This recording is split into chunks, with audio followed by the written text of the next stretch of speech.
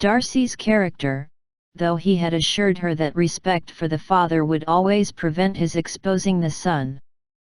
How differently did everything now appear in which he was concerned.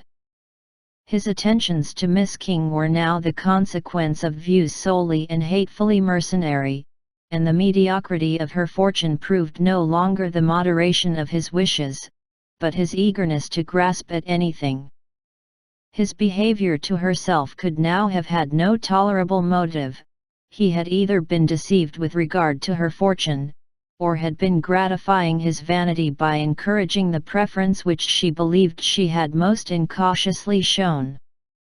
Every lingering struggle in his favor grew fainter and fainter, and in farther justification of Mr. Darcy, she could not but allow that Mr. Bingley, when questioned by Jane, had long ago asserted his blamelessness in the affair, that proud and repulsive as were his manners, she had never, in the whole course of their acquaintance, an acquaintance which had latterly brought them much together, and given her a sort of intimacy with his ways, seen anything that betrayed him to be unprincipled or unjust, anything that spoke him of irreligious or immoral habits, that among his own connections he was esteemed and valued, that even Wickham had allowed him merit as a brother, and that she had often heard him speak so affectionately of his sister as to prove him capable of some amiable feeling, that had his actions been what Mr. Wickham represented them, so gross a violation of everything right could hardly have been concealed from the world, and that friendship between a person capable of it, and such an amiable man as Mr. Bingley, was incomprehensible. She grew absolutely ashamed of herself. Of neither Darcy nor Wickham could she think without feeling she had been blind, partial, prejudiced, absurd. How despicably I have acted! She cried, I, who have prided myself on my discernment. I, who have valued myself on my abilities.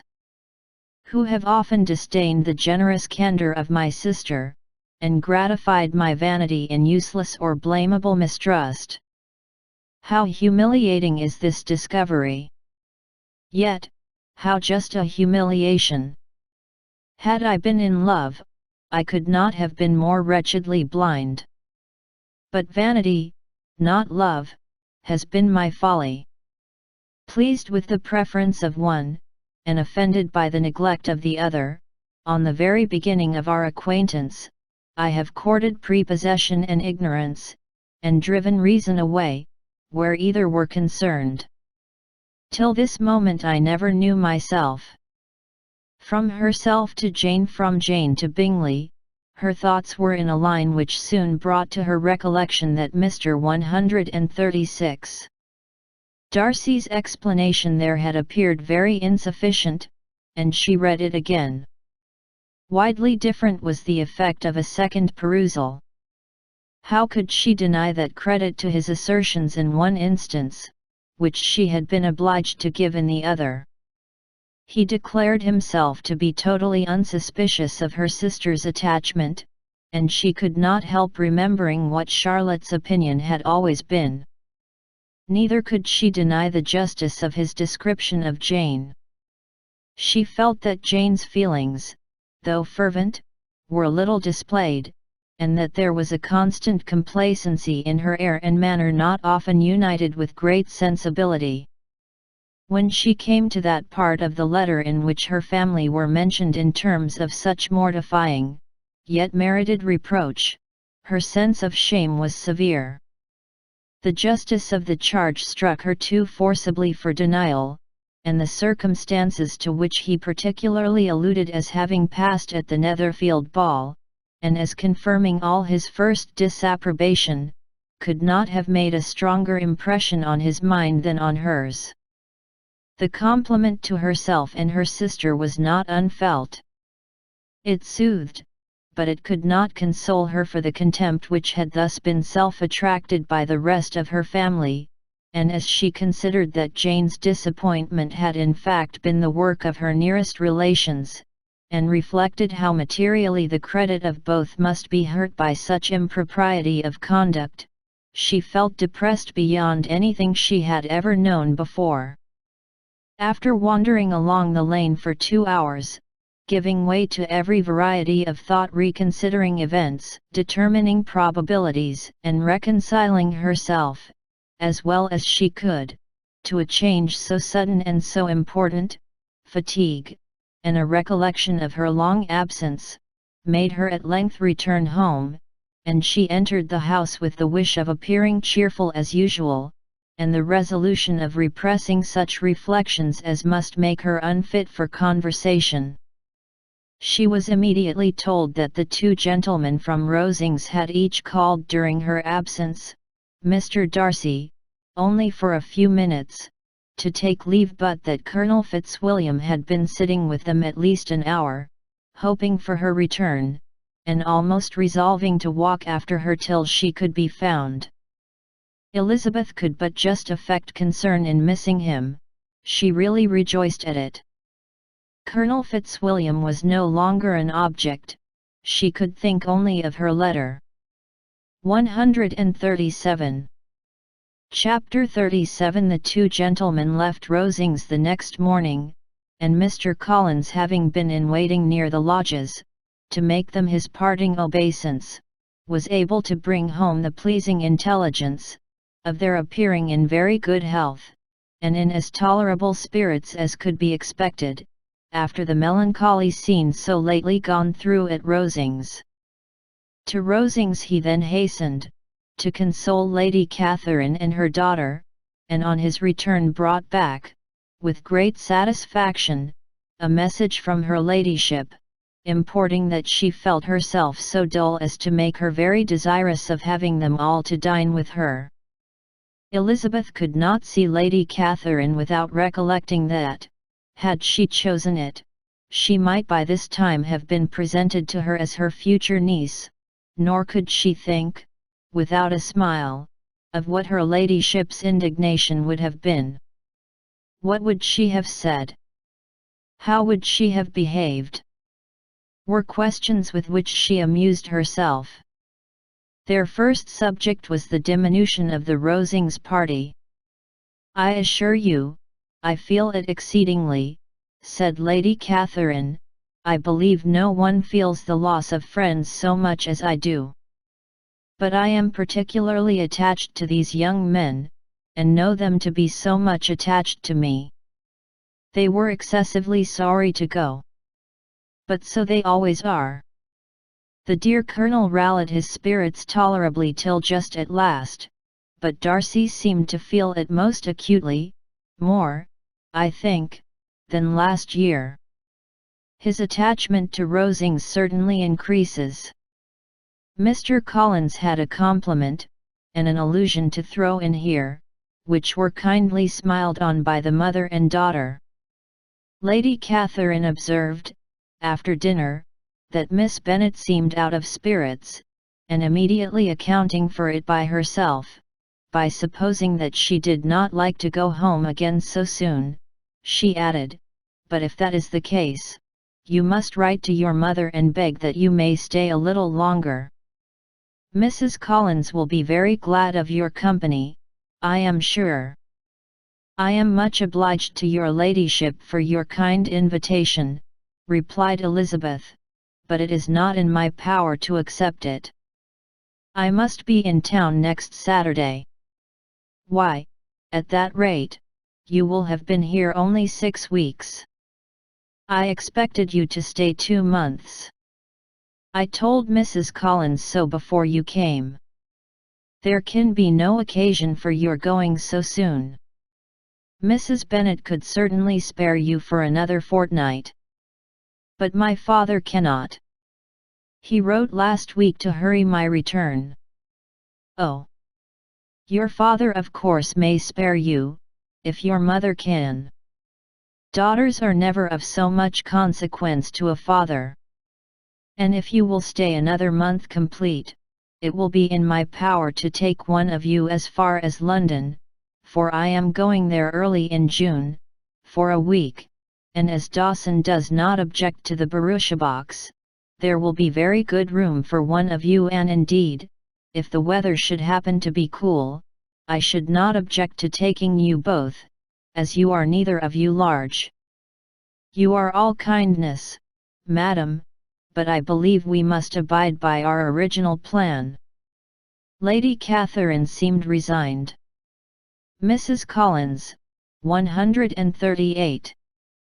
"You must send a servant with them. You know I always speak my mind, and I cannot bear the idea of two young women travelling post by themselves. It is highly improper. You must contrive to send somebody.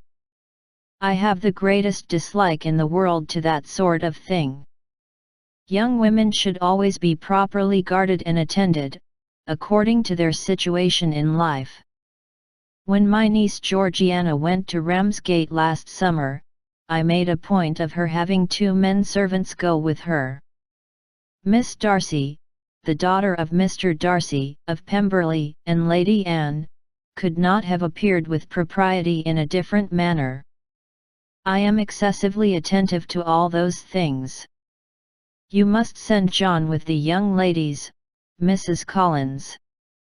I am glad it occurred to me to mention it, for it would really be discreditable to you to let them go alone.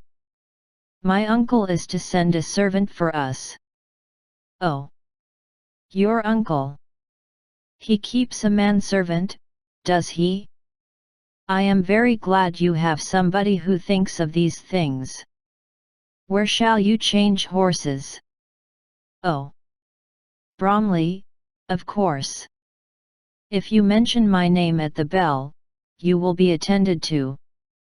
Lady Catherine had many other questions to ask respecting their journey, and as she did not answer them all herself, attention was necessary, which Elizabeth believed to be lucky for her, or, with the mind so occupied, she might have forgotten where she was. Reflection must be reserved for solitary hours. Whenever she was alone, she gave way to it as the greatest relief, and not a day went by without a solitary walk, in which she might indulge in all the delight of unpleasant recollections. Mr. Darcy's letter she was in a fair way of soon knowing by heart. She studied every sentence, and her feelings towards its writer were at times widely different. When she remembered the style of his address, she was still full of indignation, but when she considered how unjustly she had condemned and upbraided him, her anger was turned against herself, and his disappointed feelings became the object of compassion.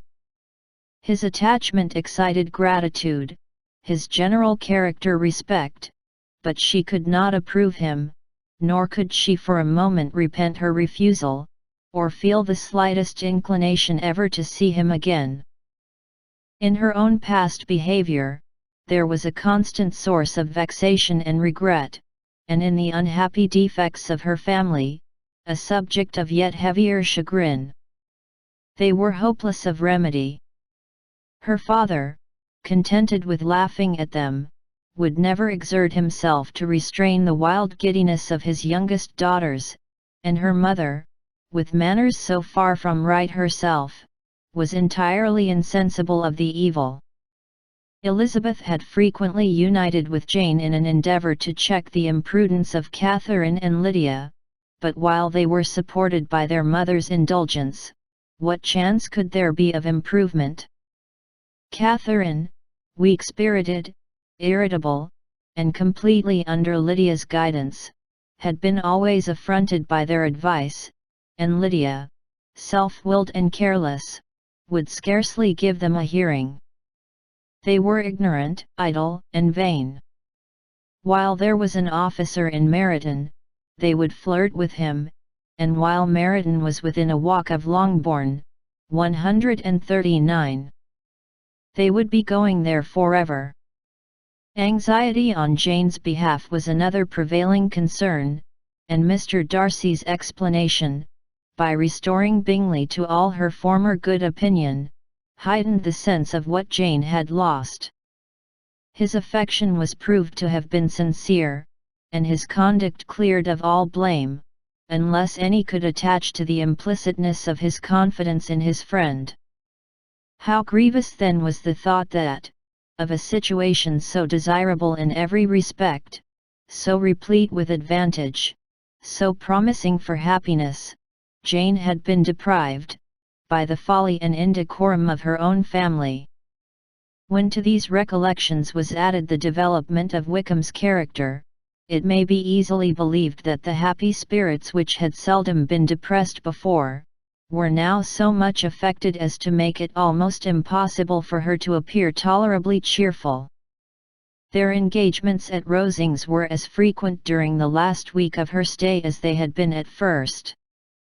The very last evening was spent there, and her ladyship again inquired minutely into the particulars of their journey, gave them directions as to the best method of packing, and was so urgent on the necessity of placing gowns in the only right way, that Maria thought herself obliged, on her return, to undo all the work of the morning, and pack her trunk afresh. When they parted, Lady Catherine, with great condescension, wished them a good journey, and invited them to come to Hunsford again next year, and Miss de Bourgh exerted herself so far as to curtsy and hold out her hand to both. 140. Chapter 38. On Saturday morning Elizabeth and Mr. Collins met for breakfast a few minutes before the others appeared, and he took the opportunity of paying the parting civilities which he deemed indispensably necessary.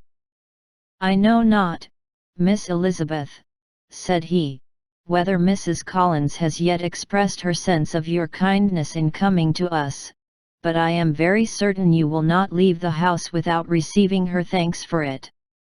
The favour of your company has been much felt, I assure you. We know how little there is to tempt anyone to our humble abode.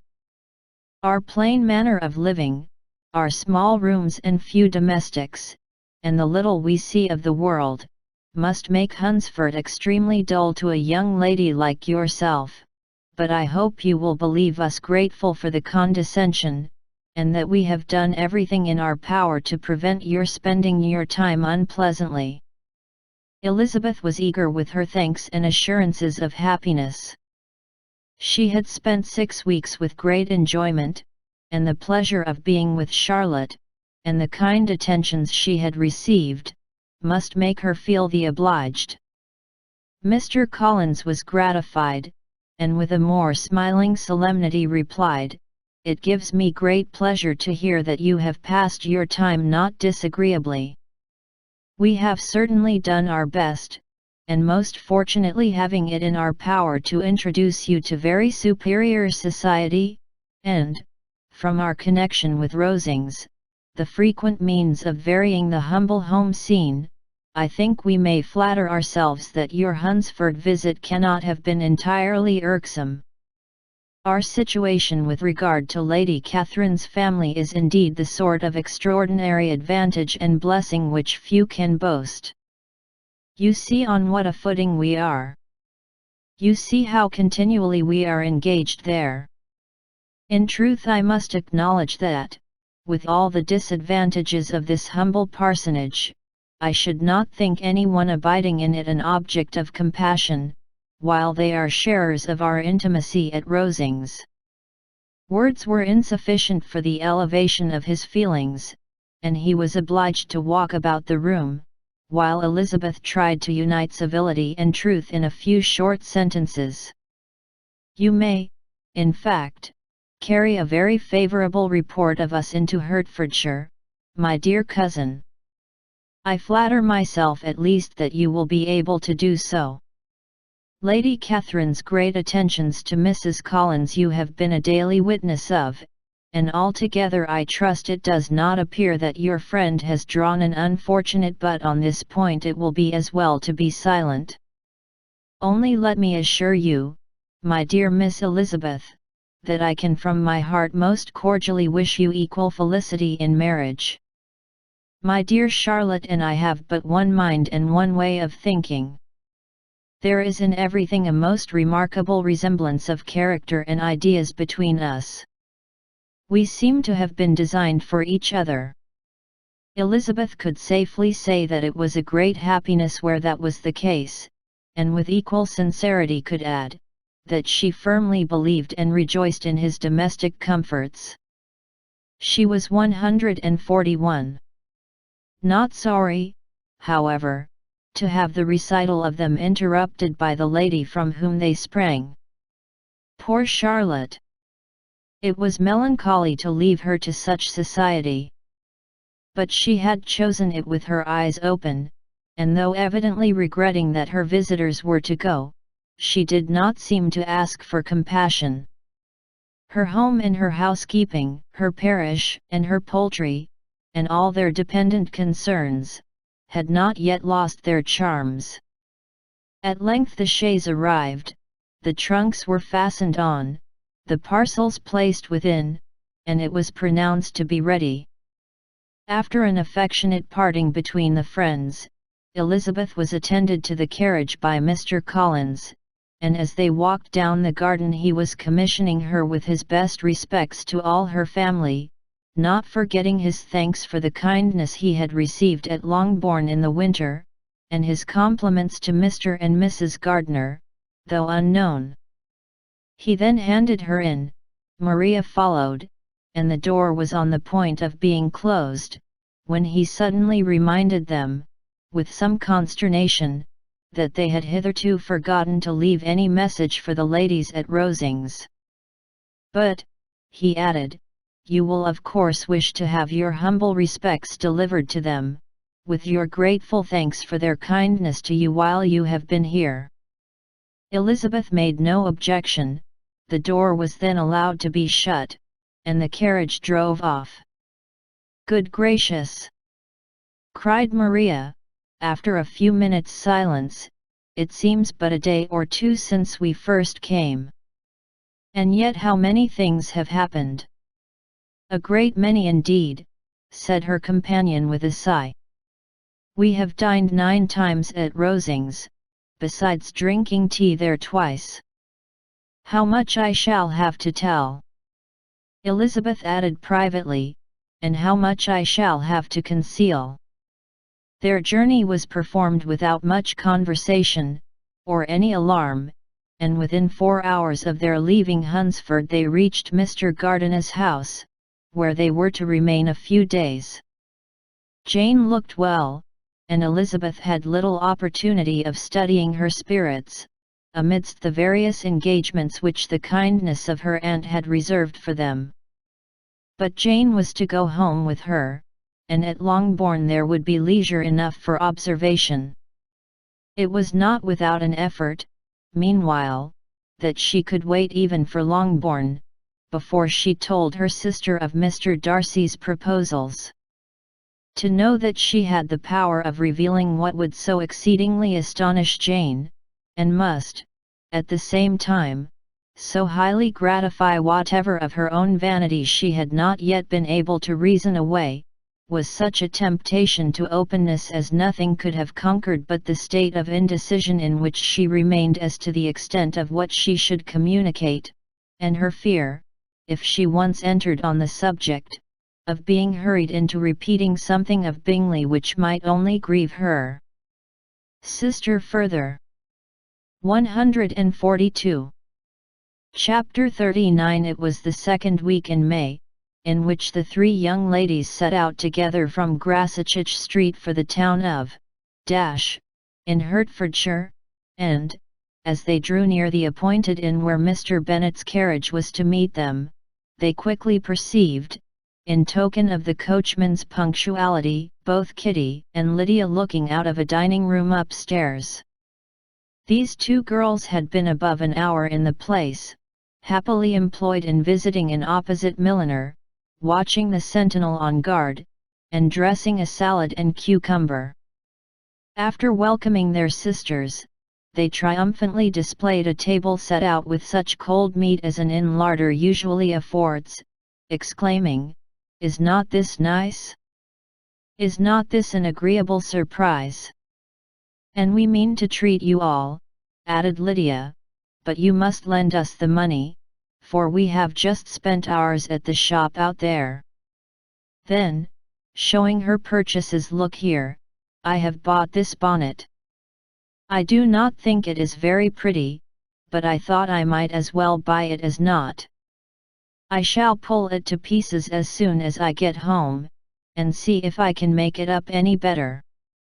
And when her sisters abused it as ugly, she added, with perfect unconcern, oh, but there were 2 or 3 much uglier in the shop, and when I have bought some prettier colored satin to trim it with fresh, I think it will be very tolerable. Besides, it will not much signify what one wears this summer, after the Shire have left Meryton, and they are going in a fortnight. Are they indeed? Cried Elizabeth, with the greatest satisfaction. They are going to be encamped near Brighton, and I do so want Papa to take us all there for the summer. It would be such a delicious scheme, and I dare say would hardly cost anything at all. Mamma would like to go too, of all things. Only think what a miserable summer else we shall have. Yes, thought Elizabeth, that would be a delightful scheme indeed, and completely do for us at once. Good heaven! Brighton, and a whole campful of soldiers, to us, who have been overset already by one poor regiment of militia, and the monthly balls of Meryton. Now I have got some news for you, said Lydia, as they sat down at table. What do you think?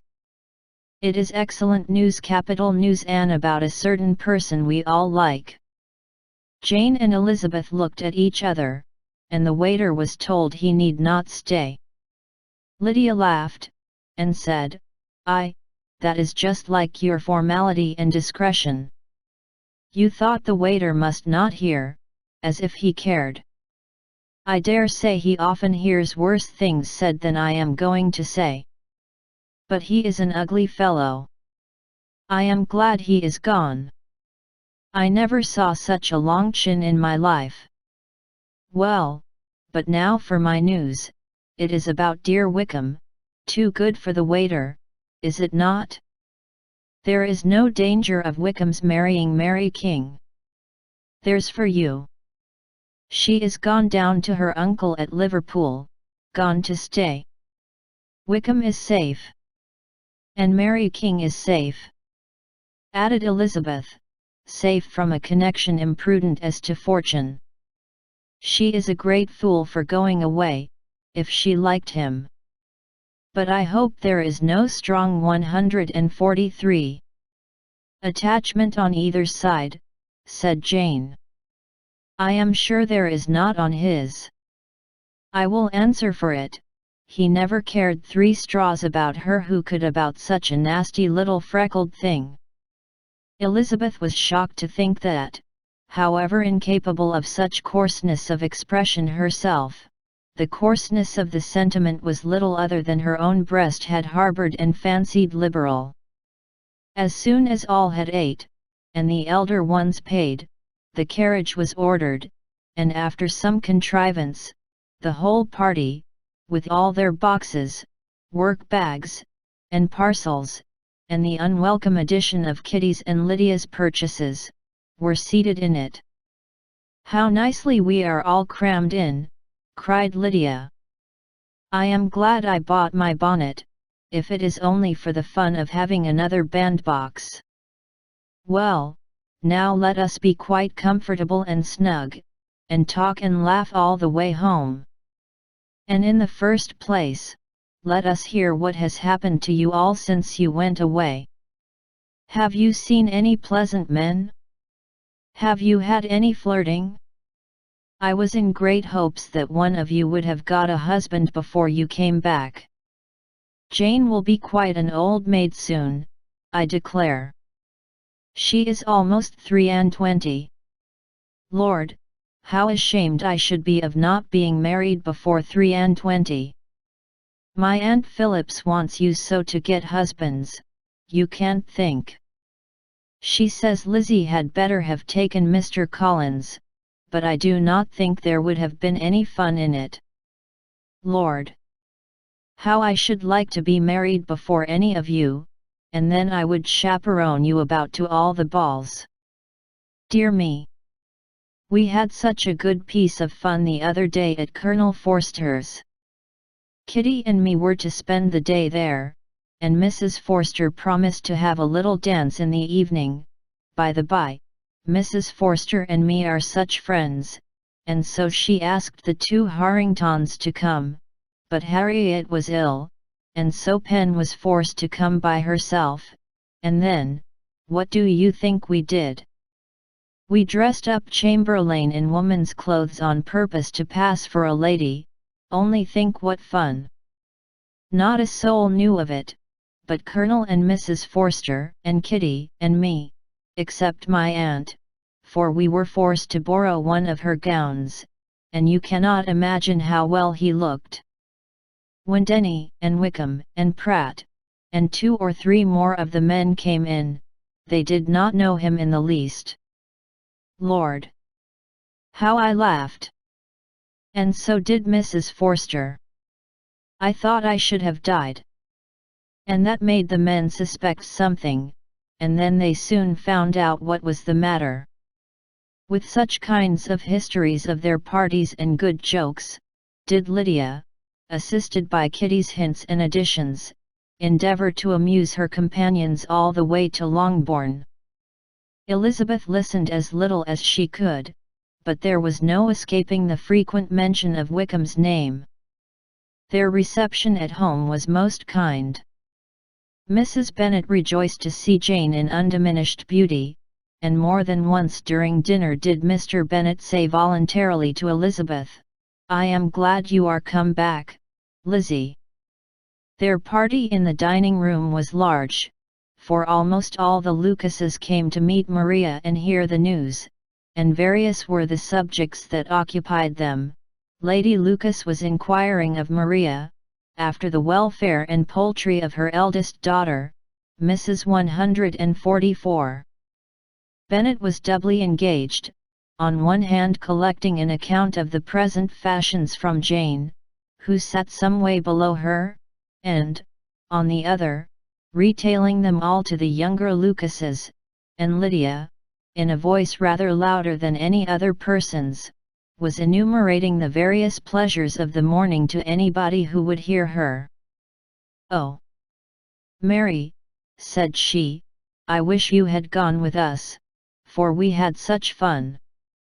As we went along, Kitty and I drew up the blinds, and pretended there was nobody in the coach, and I should have gone so all the way, if Kitty had not been sick, and when we got to the George, I do think we behaved very handsomely, for we treated the other 3 with the nicest cold luncheon in the world, and if you would have gone, we would have treated you too. And then when we came away it was such fun. I thought we never should have got into the coach. I was ready to die of laughter. And then we were so merry all the way home. We talked and laughed so loud, that anybody might have heard us 10 miles off." To this Mary very gravely replied, "Far be it from me, my dear sister, to depreciate such pleasures.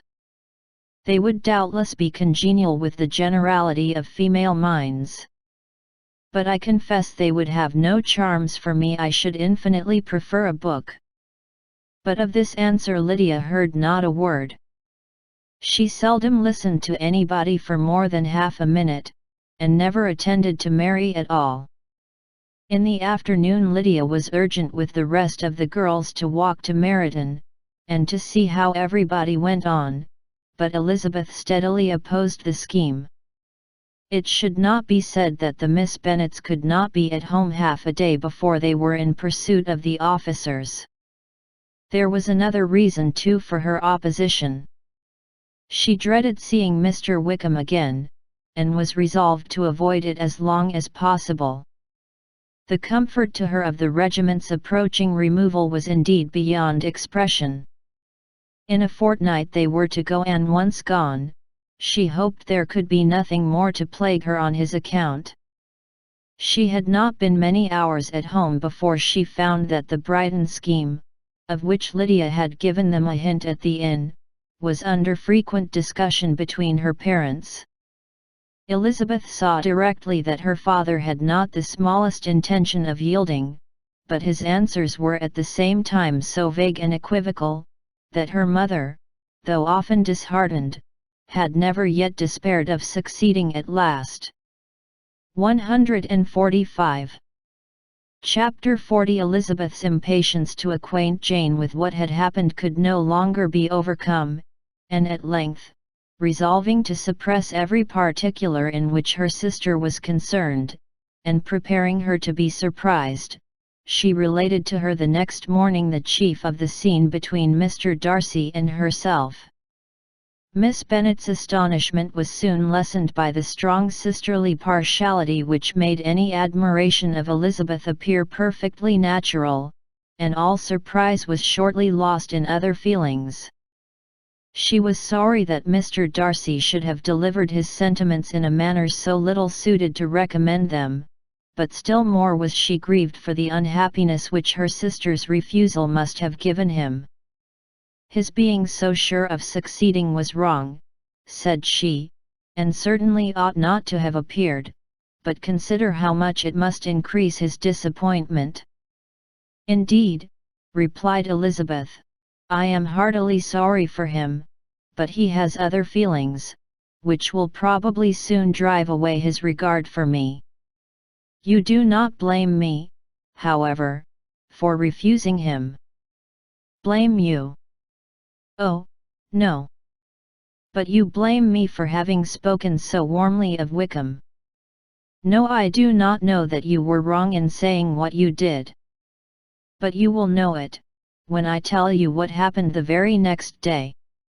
She then spoke of the letter, repeating the whole of its contents as far as they concerned George Wickham. What a stroke was this for poor Jane! Who would willingly have gone through the world without believing that so much wickedness existed in the whole race of mankind, as was here collected in one individual? Nor was Darcy's vindication, though grateful to her feelings, capable of consoling her for such discovery. Most earnestly did she labor to prove the probability of error, and seek to clear the one without involving the other. This will not do, said Elizabeth, you never will be able to make both of them good for anything. Take your choice, but you must be satisfied with only one. There is but such a quantity of merit between them, just enough to make one good sort of man, and of late it has been shifting about pretty much. For my part, I am inclined to believe it all Darcy's, but you shall do as you choose. It was some time, however, before a smile could be extorted from Jane. I do not know when I have been more shocked, said she. Wickham so very bad. It is almost past belief. And poor Mr. Darcy. Dear Lizzie, only consider what he must have suffered. Such a disappointment. And with the knowledge of your ill opinion, too. And having to relate such a thing of his sister. It is really too distressing. I am sure you must feel it so. Oh! No, my regret and compassion are all done away by seeing you so full of both. I know you will do him such ample justice, that I am growing every moment more unconcerned and indifferent. Your profusion makes me saving, and if you lament over him much longer, my heart will be as light as a feather. Poor Wickham! There is such an expression of goodness in his countenance. Such 146. An openness and gentleness in his manner. There certainly was some great mismanagement in the education of those two young men. One has got all the goodness, and the other all the appearance of it. I never thought Mr. Darcy so deficient in the appearance of it as you used to do. And yet I meant to be uncommonly clever in taking so decided a dislike to him, without any reason. It is such a spur to one's genius, such an opening for wit, to have. One may be continually abusive without saying anything just, but one cannot always be laughing at a man without now and then stumbling on something witty. Lizzie, when you first read that letter, I am sure you could not treat the matter as you do now. Indeed, I could not. I was uncomfortable enough, I may say unhappy. And with no one to speak to about what I felt, no Jane to comfort me and say that I had not been so very weak and vain and nonsensical as I knew I had. Oh! How I wanted you! How unfortunate that you should have used such very strong expressions in speaking of Wickham to Mr. Darcy, for now they do appear wholly undeserved. Certainly. But the misfortune of speaking with bitterness is a most natural consequence of the prejudices I had been encouraging. There is one point on which I want your advice. I want to be told whether I ought, or ought not, to make our acquaintances in general understand Wickham's character.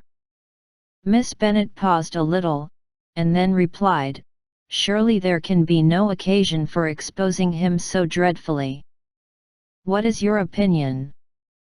"That it ought not to be attempted. Mr. Darcy has not authorized me to make his communication public. On the contrary, every particular relative to his sister was meant to be kept as much as possible to myself, and if I endeavor to undeceive people as to the rest of his conduct, who will believe me? The general prejudice against Mr. Darcy is so violent, that it would be the death of half the good people in Meryton to attempt to place him in an amiable light. I am not equal to it. Wickham will soon be gone, and therefore it will not signify to anyone here what he really is. Some time hence it will be all found out, and then we may laugh at their stupidity in not knowing it before. At present I will say nothing about it. You are quite right. To have his errors made public might ruin him forever. He is now, perhaps, sorry for what he has done, and anxious to re-establish a character. We must not make him desperate." The tumult of Elizabeth's mind was allayed by this conversation.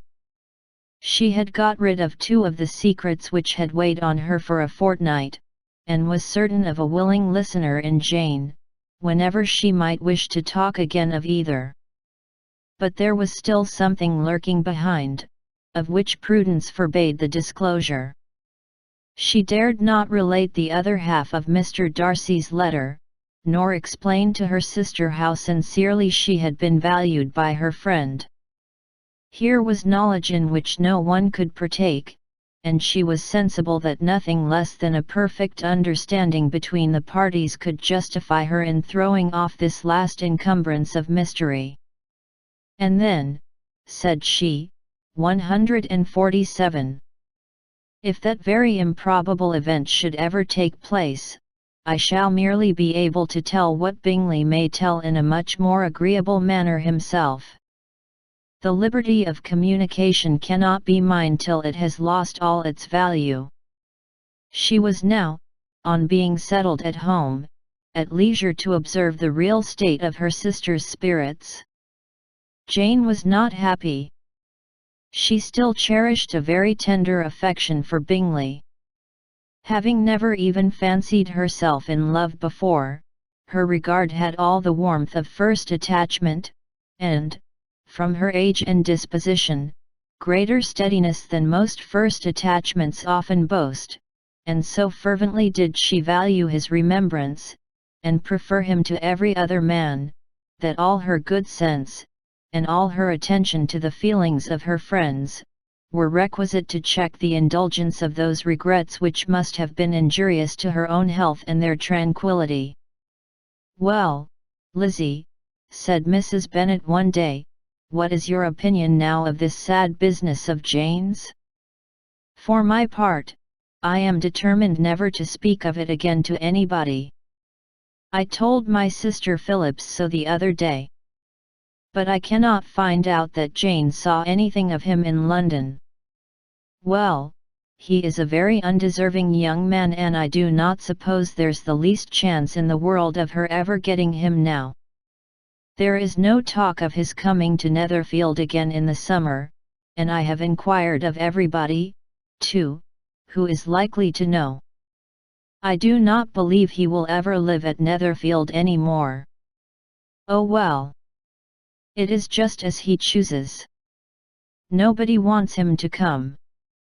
Though I shall always say he used my daughter extremely ill, and if I was her, I would not have put up with it. Well, my comfort is, I am sure Jane will die of a broken heart, and then he will be sorry for what he has done. But as Elizabeth could not receive comfort from any such expectation, she made no answer. Well, Lizzie, continued her mother, soon afterwards, and so the Collinses live very comfortable, do they? Well, well, I only hope it will last. And what sort of table do they keep? Charlotte is an excellent manager, I dare say. If she is half as sharp as her mother, she is saving enough. There is nothing extravagant in their housekeeping, I dare say. No, nothing at all. A great deal of good management, depend upon it. Yes, yes. They will take care not to outrun their income. They will never be distressed for money. Well, much good may it do them.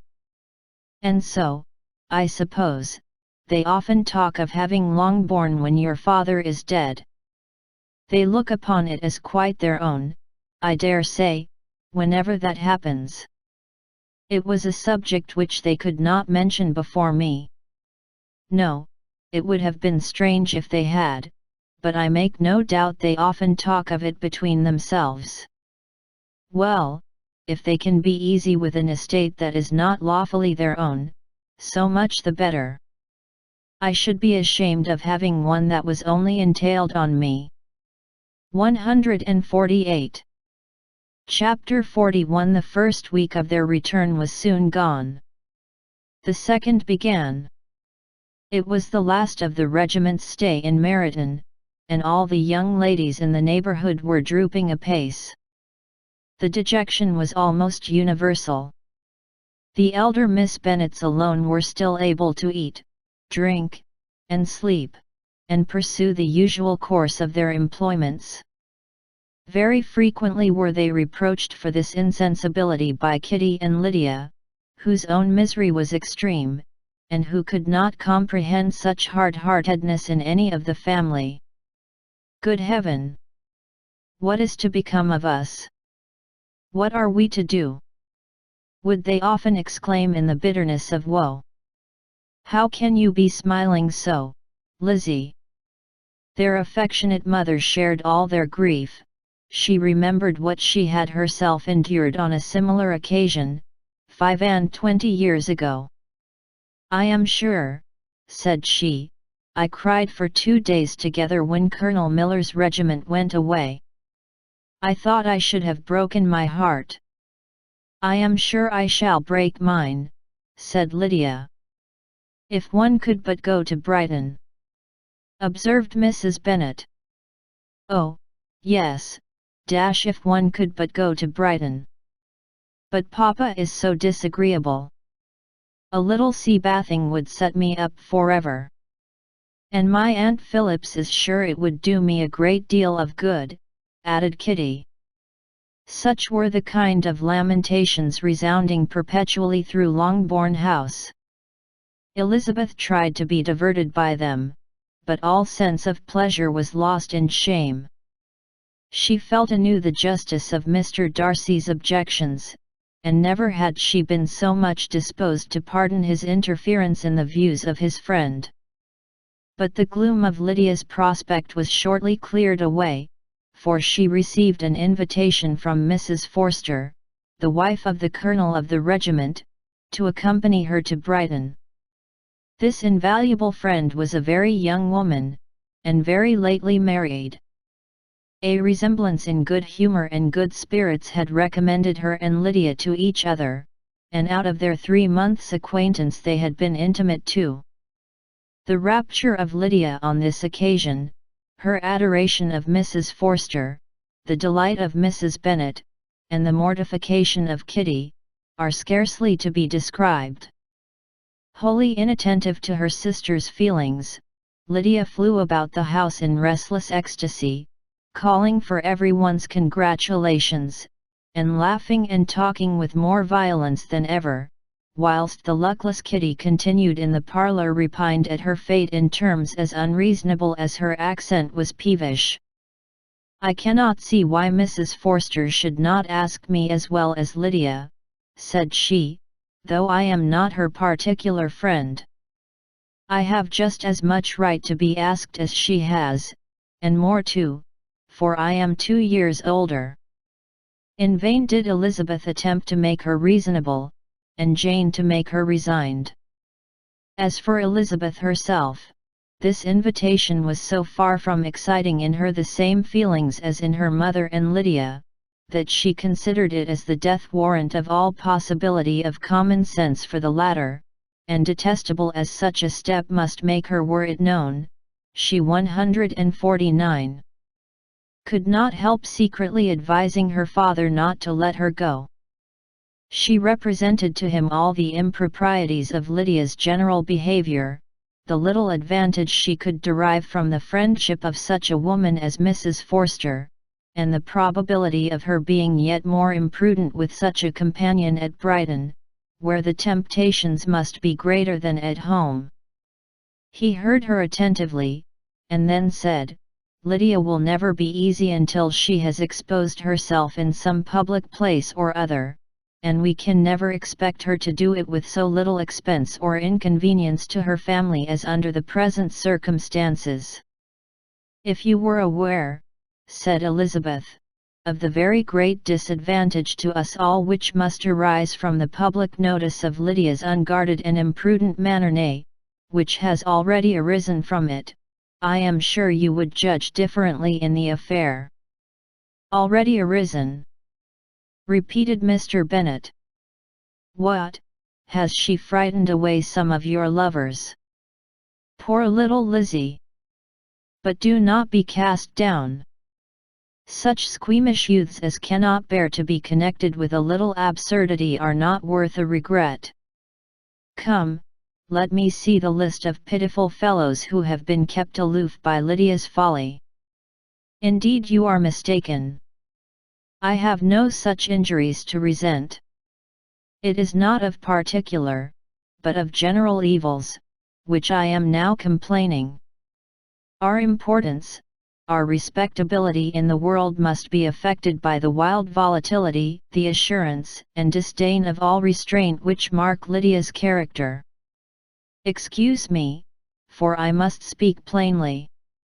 If you, my dear father, will not take the trouble of checking her exuberant spirits, and of teaching her that her present pursuits are not to be the business of her life, she will soon be beyond the reach of amendment. Her character will be fixed, and she will, at 16, be the most determined flirt that ever made herself or her family ridiculous, a flirt, too, in the worst and meanest degree of flirtation, without any attraction beyond youth and a tolerable person, and, from the ignorance and emptiness of her mind, wholly unable to ward off any portion of that universal contempt which her rage for admiration will excite. In this danger Kitty also is comprehended. She will follow wherever Lydia leads. Vain, ignorant, idle, and absolutely uncontrolled.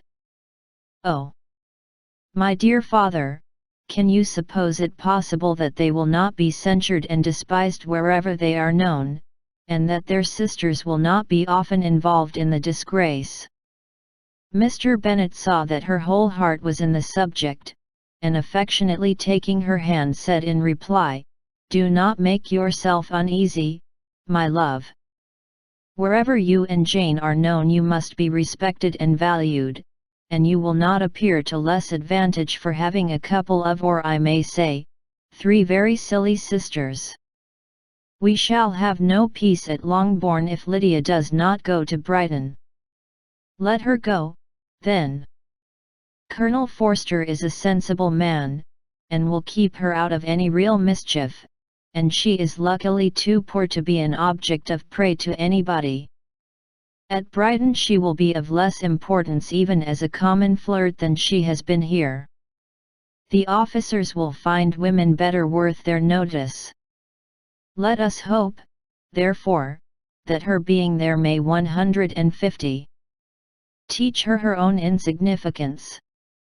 At any rate, she cannot grow many degrees worse, without authorizing us to lock her up for the rest of her life. With this answer Elizabeth was forced to be content, but her own opinion continued the same, and she left him disappointed and sorry. It was not in her nature, however, to increase her vexations by dwelling on them. She was confident of having performed her duty, and to fret over unavoidable evils, or augment them by anxiety, was no part of her disposition. Had Lydia and her mother known the substance of her conference with her father, their indignation would hardly have found expression in their united volubility. In Lydia's imagination, a visit to Brighton comprised every possibility of earthly happiness. She saw, with the creative eye of fancy, the streets of that gay bathing place covered with officers. She saw herself the object of attention to tens and to scores of them at present unknown. She saw all the glories of the Campbells' tents stretched forth in beauteous uniformity of lines, crowded with the young and the gay, and dazzling with scarlet, and, to complete the view, she saw herself seated beneath a tent, tenderly flirting with at least 6 officers at once. Had she known her sister sought to tear her from such prospects and such realities as these, what would have been her sensations? They could have been understood only by her mother, who might have felt nearly the same. Lydia's going to Brighton was all that consoled her for her melancholy conviction of her husband's never intending to go there himself. But they were entirely ignorant of what had passed, and their raptures continued, with little intermission, to the very day of Lydia's leaving home. Elizabeth was now to see Mr. Wickham for the last time. Having been frequently in company with him since her return, agitation was pretty well over, the agitations of formal partiality entirely so. She had even learned to detect, in the very gentleness which had first delighted her, an affectation and a sameness to disgust and weary. In his present behavior to herself, moreover, she had a fresh source of displeasure, for the inclination he soon testified of renewing those intentions which had marked the early part of their acquaintance could only serve, after what had since passed, to provoke her. She lost all concern for him in finding herself thus selected as the object of such idle and frivolous gallantry, and while she steadily repressed it, could not but feel the reproof contained in his believing, that however long, and for whatever cause, his attentions had been withdrawn, her vanity would be gratified, and her preference secured at any time by their renewal. On the very last day of the regiment's remaining at Meryton, he dined, with other of the officers, at Longbourn, and so little was Elizabeth disposed to part from him in good humour, that on his making some inquiry as to the manner in which her time had passed at Hunsford, she mentioned Colonel Fitzwilliam's and Mr. Darcy's having both spent 3 weeks at Rosings, and asked him, if he was acquainted with the former.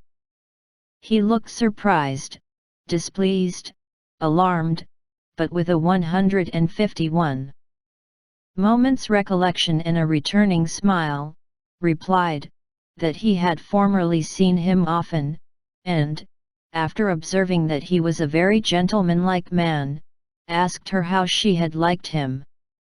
Her answer was warmly in his favor. With an air of indifference he soon afterwards added, "How long did you say he was at Rosings?" "Nearly 3 weeks. And you saw him frequently?" "Yes, almost every day." "His manners are very different from his cousin's." "Yes, very different. But I think Mr. Darcy improves upon acquaintance." "Indeed?" cried Mr. Wickham with a look which did not escape her. "And pray, may I ask, but checking himself, he added, in a gayer tone, is it an address that he improves? Has he deigned to add aught of civility to his ordinary style, for I dare not hope," he continued in a lower and more serious tone, "that he is improved in essentials."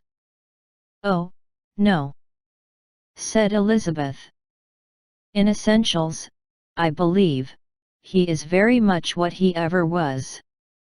While she spoke, Wickham looked as if scarcely knowing whether to rejoice over her words, or to distrust their meaning.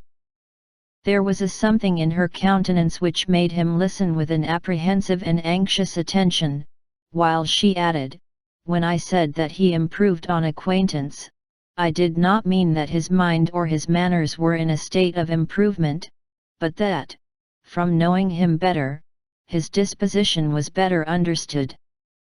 Wickham's alarm now appeared in a heightened complexion and agitated look.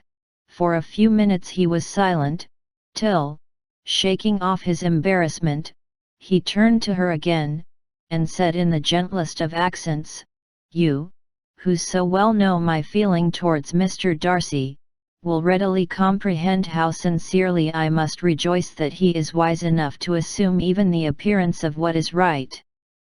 His pride, in that direction, may be of service, if not to himself, to many others, for it must only deter him from such foul misconduct as I have suffered by.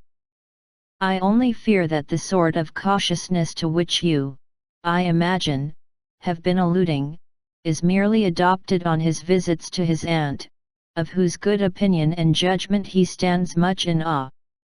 His fear of her has always operated, I know, when they were together, and a good deal is to be imputed to his wish of forwarding the match with Miss de Bourgh, which I am certain he has very much at heart."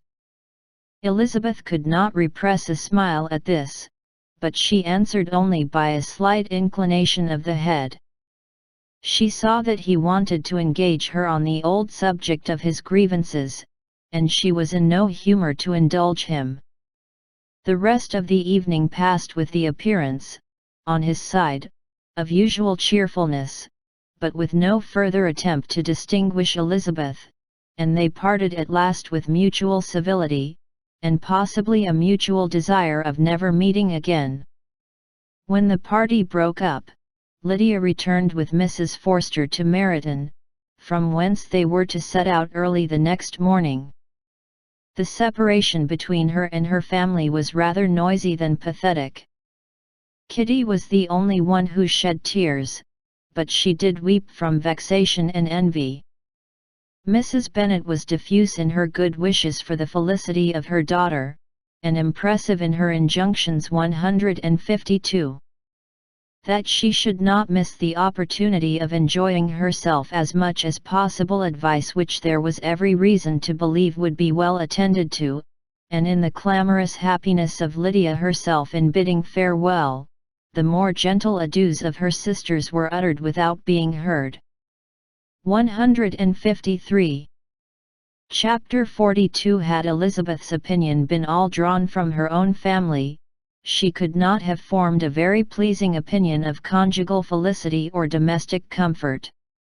Her father, captivated by youth and beauty, and that appearance of good humour which youth and beauty generally give, had married a woman whose weak understanding and illiberal mind had very early in their marriage put an end to all real affection for her. Respect, esteem, and confidence had vanished forever, and all his views of domestic happiness were overthrown. But Mr. Bennet was not of a disposition to seek comfort for the disappointment which his own imprudence had brought on, in any of those pleasures which too often console the unfortunate for their folly or their vice. He was fond of the country and of books, and from these tastes had arisen his principal enjoyments. To his wife he was very little otherwise indebted, than as her ignorance and folly had contributed to his amusement. This is not the sort of happiness which a man would in general wish to owe to his wife, but where other powers of entertainment are wanting, the true philosopher will derive benefit from such as are given. Elizabeth, however, had never been blind to the impropriety of her father's behavior as a husband. She had always seen it with pain, but respecting his abilities, and grateful for his affectionate treatment of herself, she endeavored to forget what she could not overlook, and to banish from her thoughts that continual breach of conjugal obligation and decorum which, in exposing his wife to the contempt of her own children, was so highly reprehensible. But she had never felt so strongly as now the disadvantages which must attend the children of so unsuitable a marriage, nor ever been so fully aware of the evils arising from so ill-judged a direction of talents, which, rightly used, might at least have preserved the respectability of his daughters, even if incapable of enlarging the mind of his wife. When Elizabeth had rejoiced over Wickham's departure she found little other cause for satisfaction in the loss of the regiment.